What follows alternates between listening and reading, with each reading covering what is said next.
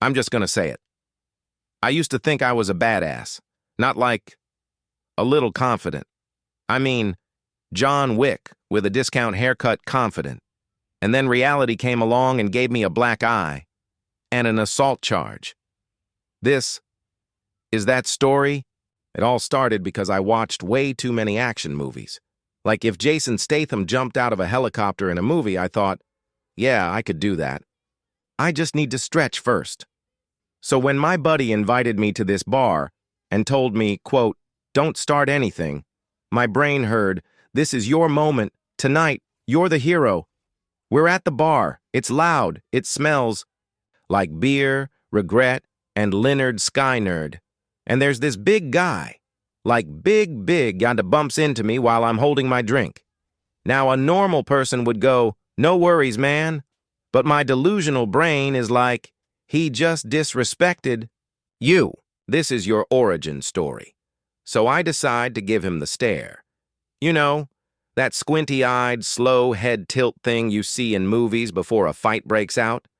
Problem is, in movies, the bad guy usually flinches. In real life, this guy just stares back. Now I'm panicking. But my ego is like, no, you've trained for this. Remember the 2 YouTube tutorials you watched on Krav Maga? So I puff out my chest, step closer, and say something so tough. Hey, watch where, you're going, pal. Yeah, terrifying. He laughs.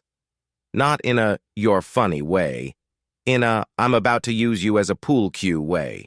So without thinking, and I still don't know why I did this, I try that move where you gently shove someone in the chest, like in movies. Except, I shoved him a little too hard.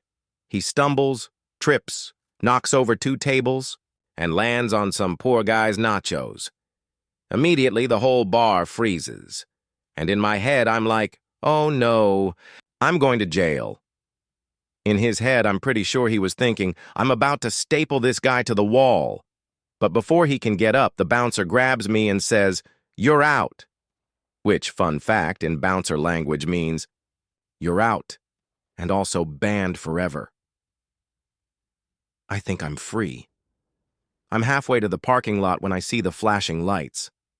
The big guy? Yeah, he called the cops. Apparently, knocking someone into nachos counts as assault.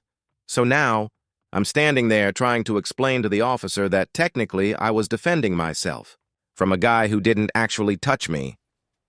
Shockingly, that argument doesn't work, so yeah.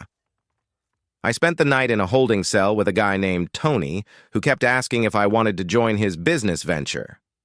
Moral of the story? You're not John Wick. You're not Jason Statham.